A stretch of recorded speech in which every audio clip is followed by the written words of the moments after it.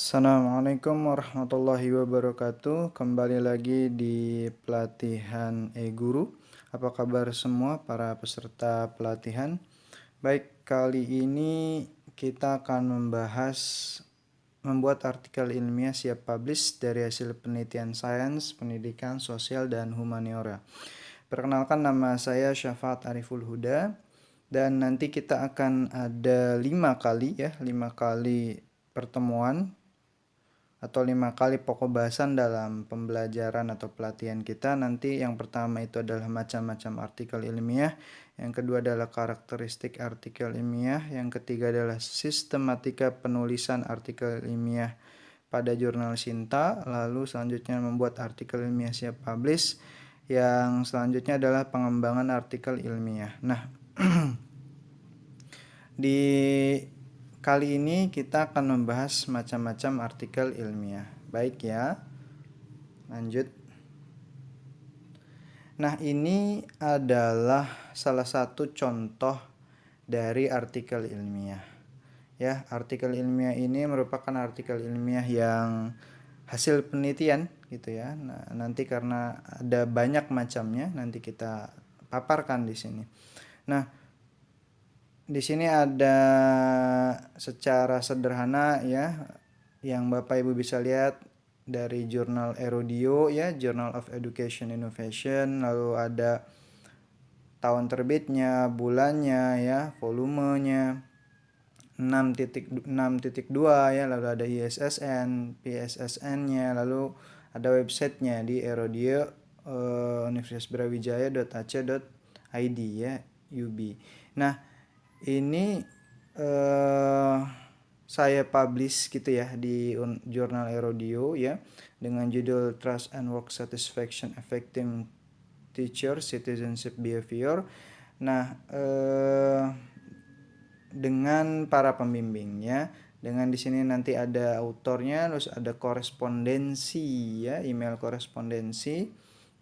Untuk ada biasanya nanti ada reviewer ya, dia ada reviewer, lalu kita perbaiki catatan dari reviewer, lalu kita kirim ulang ya, kita kirim ulang lagi begitu ya.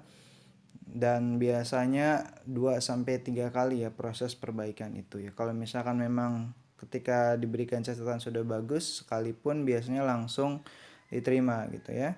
Nah, seperti biasa nanti ada abstrak ya, nanti ada keywordnya. Biasanya abstrak ini tidak lebih dari 250 kata ya. Jadi abstrak itu secara ringkas ya, menggambarkan isi dari artikel ya. Ini analisisnya terkait dengan pengaruh organizational justice ya, gitu ya. Kepercayaan organisasi gitu ya, keadilan organisasi gitu, maaf ya, keadilan organisasi, lalu nanti ada trust, kepercayaan, lalu ada job satisfaction ya, kepuasan kerja terhadap OCB ya. OCB itu perlakuan yang lebih dari tupoksi gitu ya, jadi loyalty seperti itu ya secara sederhananya. Nah, ini saya meneliti ya terkait dengan 4 variabel tersebut ya, ini sehingga menghasilkan artikel ini ya gitu. Dan di sampelnya terlihat ya, di sana 273 sampel ya, dari 305 sekolahan ya, seperti itu. Nah, ini adalah contoh salah satu dari macam artikel ya. Nah, sekarang kita membahas definisi para ahli. Nah, definisi para ahli terkait dengan artikel ilmiah ya, terkait dengan artikel ilmiah. Yang pertama, ilmu yang dikemas secara ringkas. Ya, jelas sekali bahwa kalau kita melihat artikel ilmiah tadi ya, seperti itu, ilmu yang dikemas secara ringkas. Jadi di dalamnya berisikan tentang ilmu ya. Nah, ada misalkan ilmu matematika, sains, tadi humaniora gitu ya, pendidikan gitu ya. Nah, itu sudah dikemasnya dengan ringkas gitu ya, karena dia merupakan hasil penelitian gitu. Jadi tidak bertele-tele gitu ya, seperti misalkan novel gitu ya. Dan memang itu menjadi salah satu ciri khas yang terlihat di artikel ilmiah. Nah, lalu selanjutnya definisi para ahli adalah karya ilmu pengetahuan yang menyajikan fakta umum. Nah, biasanya di karya ilmiah itu menyajikan fakta-fakta umum ya, fakta-fakta umum yang nanti sebenarnya juga bisa dijadikan sebagai referensi ya untuk kita membandingkan antara fakta yang satu dengan fakta yang lainnya gitu. Karena memang artikel ilmiah merupakan rujukan ilmiah ya untuk para akademisi ya.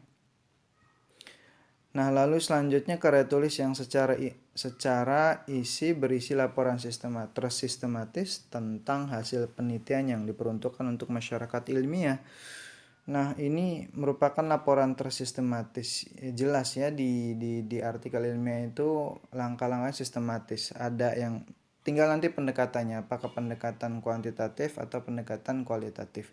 Nah, biasanya kalau pendekatan kuantitatif dia itu sudah ajeg gitu ya, sudah ajeg gitu. Jadi eh, tidak fleksibel seperti penelitian kualitatif gitu ya. Jadi mulai misalkan dari observasi ya, menyusun kerangka teori ya, menentukan hipotesis ya, melakukan eksperimen, mengumpulkan ya, mengolah dan menganalisis data, lalu menarik kesimpulan ya, lalu selanjutnya mempublikasikan hasil dari penelitian ya. Dan tentu diperuntukkan untuk masyarakat ilmiah. Masyarakat ilmiah di sini siapa? Ya para akademisi, para guru ya, para dosen ya, para ahli-ahli di bidangnya gitu ya, atau pemerhati di bidang masing-masing gitu ya. Kayak tadi misalkan di awal bidang sains, pendidikan ya kan, humaniora gitu ya, dan yang lainnya. Nah, selanjutnya juga karya tulis yang sengaja akan dibuat menjadi kumpulan artikel ataupun jurnal. Nah, biasanya memang artikel-artikel dari hasil penelitian itu akan dibuat dalam bentuk jurnal. Ya, jadi di dalam jurnal itu setidaknya kurang lebih ada 10 artikel hasil penelitian, hasil kajian pustaka ya. Jadi dan masing-masing jurnal kan memiliki skup ya, atau bahasanya kajian pada bidangnya. Ada yang bidang pendidikan, bidang sains, bidang sosial, bidang humaniora, bidang keagamaan gitu ya, umum gitu, banyak lah. eh, di jurnal itu berarti akan mengumpulkan tentang itu tadi ya, tentang pendidikan ya, baik misalkan metode pengajarannya, media. Nah, itu tentang pendidikan, yang berkaitan tentang pendidikan. Kalau misalkan tentang sains berarti tentang sains, bagaimana misalkan eh, metode pendidikan, metode biologi ya, kimia, fisika gitu ya. Tentu kalau sains, kita berbicara sains berarti bukan pedagogik, berarti yang murni ya, secara sederhana yang murni gitu ya, tidak tercampur dengan pedagoginya atau educationnya ya. Atau misalnya tadi humaniora ya, terkait dengan perilaku manusia ya, seperti itu.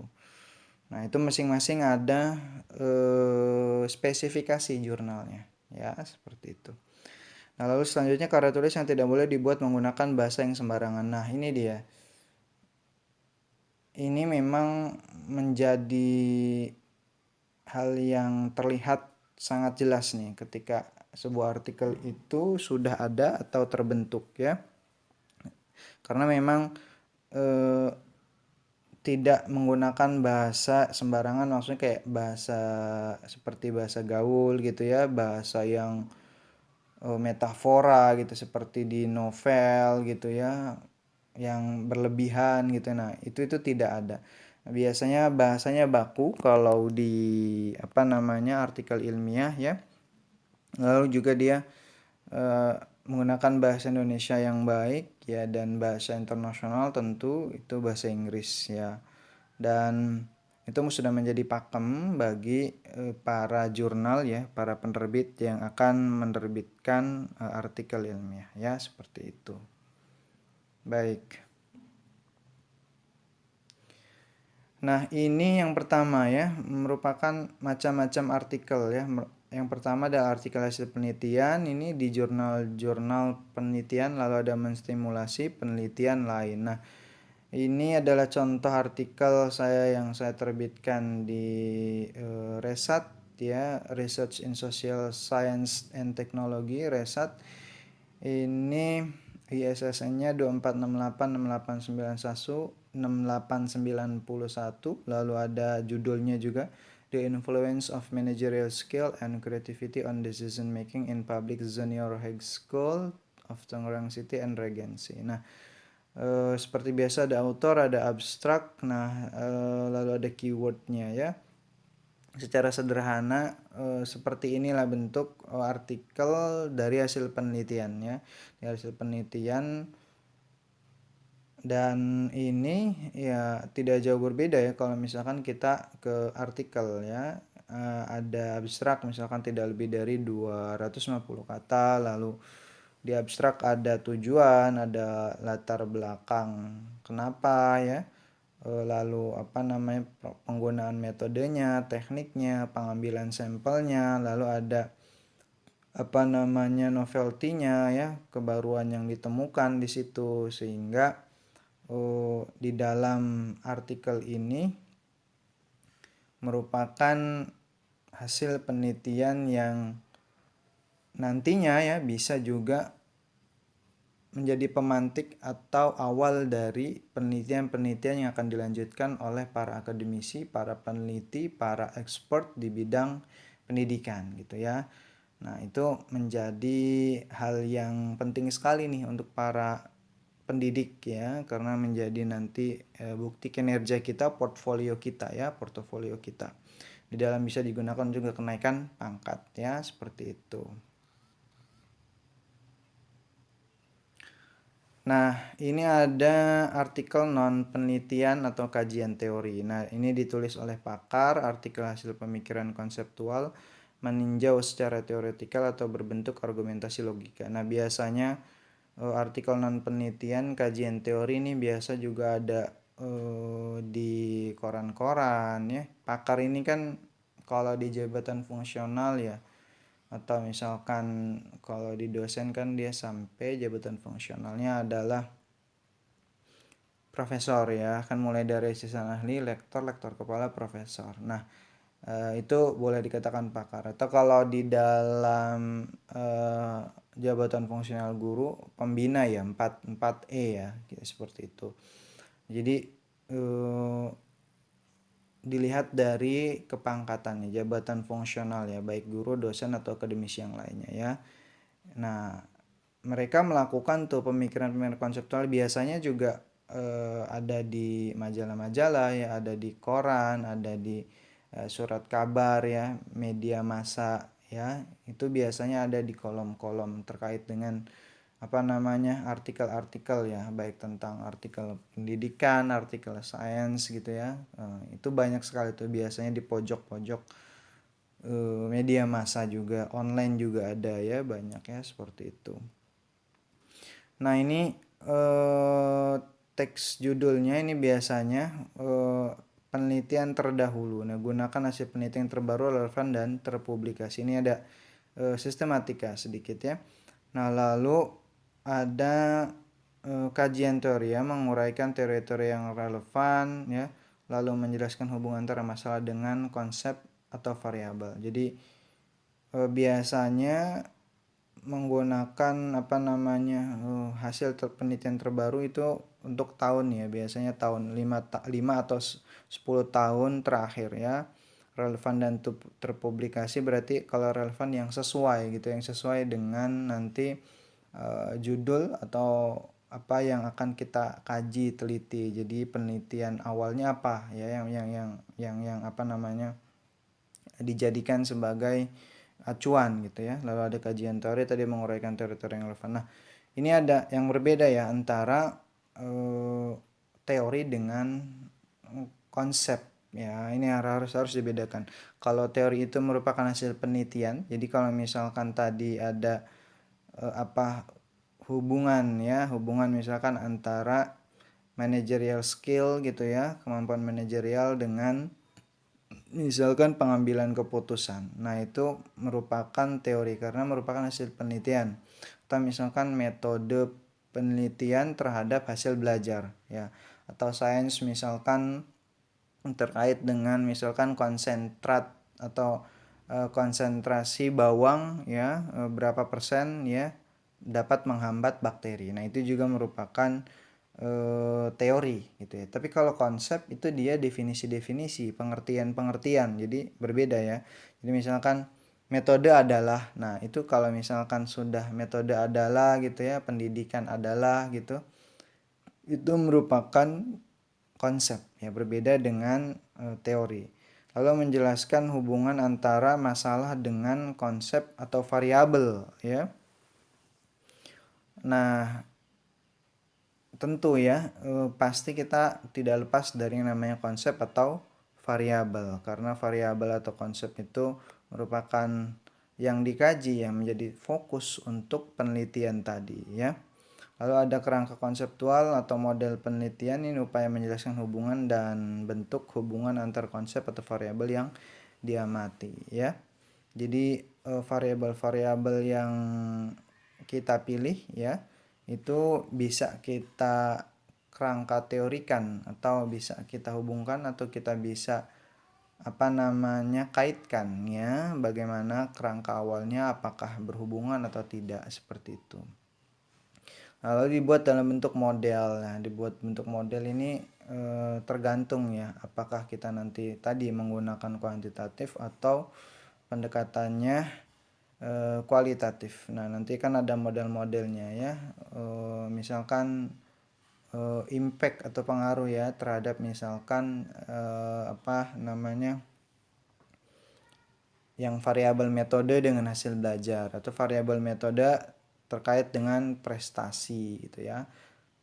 Atau misalkan disiplin dengan prestasi. Nah, itu nanti ada bentuk modelnya, impactnya seperti apa, berhubungan seperti apa. Nah, itu seperti itu. Lalu nanti ada hipotesis ya. Secara sederhana seperti itu. Nanti ada hipotesis atau jawaban sementara yang harus dibuktikan ya dengan proses eksperimen. Nanti ada mengolah data, analisis dan lain-lainnya ya. Seperti itu. Nah, ini selanjutnya adalah books review ya. Di books review, nah ini juga merupakan macam dari artikel ilmiah ya. Jadi kalau yang masih baru mengenai books review, nah books review juga merupakan macam dari artikel ilmiah ya. Nah, boleh sendiri, pemilik barang barang jasa dan masyarakat umum ya. Nah, resensi buku fokusnya menganalisis menganalisis dan mengkritik buku yang sudah diterbitkan ya. Lalu ada syarat membaca keseluruhan buku dan objektif, lalu identitas buku, daftar isi dan sinopsis, lalu ada teknik penulisan, gaya bahasa, alur ya. Lalu ada penilaian, lalu ada kesimpulan. Nah, ini jadi biasanya books review ini bisa kita buat nih ya untuk misalkan mereview buku-buku ya. Ini tujuannya juga bisa menjadi acuan apakah buku ini bagus atau layak atau direkomendasikan ya untuk pembaca atau tidak. Nah, ini ada sistematikanya mulai dari tanggal ya, name of reviewer atau yang mereview, title-nya, judul bukunya apa, author pengarangnya apa, lalu genre-nya ya, bidangnya apa gitu ya, seperti itu. Lalu ada brief sinopsisnya seperti apa ya dari buku tersebut ya. Lalu ada rekomendasi. Nah, kenapa direkomendasikan buku ini ya, kenapa, why-nya ya kan, untuk siapa gitu. Nah, ini merupakan artikel ilmiah. Jadi kalau misalkan Bapak Ibu melakukan books review ya itu merupakan artikel ilmiah gitu untuk portofolio Bapak Ibu, untuk kinerja Bapak Ibu ya. Walaupun memang sepertinya biasanya jarang gitu. Tapi ini merupakan salah satu macam artikel ilmiah ya Bapak Ibu. Oke ya. Nah, lalu selanjutnya obituary. Nih, obituary ini artikel yang fokus semula tentang berita kematian seseorang ya. Biasanya seseorang di sini yang memang sudah pakar ya, yang sudah tokoh-tokoh terkenal gitu ya. Kalau di sini ada Thomas Alva Edison ya, di sini saya contohkan, lalu ada Einstein ya. Nah, ini adalah merupakan tokoh-tokoh terkenal yang perlu kita ulas. Nah, ketika kita ulas gitu ya oleh kita ya, baik dosen, guru, akademisi, nah itu merupakan artikel ilmiah gitu ya, artikel ilmiah. Jadi sebenarnya kita mudah. Jadi kalau misalkan ada tokoh-tokoh yang wafat, yang terkenal gitu ya, yang meninggal gitu, misalkan tokoh Buya Hamka gitu, diulas ya proses kematiannya, itu merupakan juga obituary. Atau misalkan kemarin ada presiden kita ini Prof. B.J. Habibie. Nah, itu juga kalau misalkan itu diulas ya, memuat artikel tentang tokoh tersebut, itu merupakan artikel ilmiah ya Bapak Ibu, seperti itu. Jadi sebenarnya simple gitu ya, tinggal nanti Bapak Ibu memilih saja mana dari macam artikel ilmiah ini yang akan dibuat ya, seperti itu.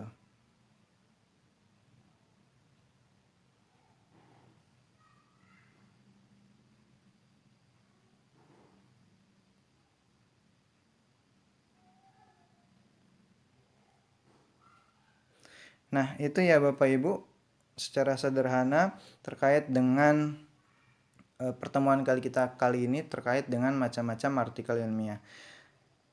Dan semoga kita di hari berikutnya bisa terus menyimak pelatihan ini sampai akhirnya nanti kita bisa mengaplikasikan ilmu dari pelatihan pembuatan artikel ini. Oke ya Bapak Ibu, terima kasih banyak. See you next letter. Assalamualaikum warahmatullahi wabarakatuh.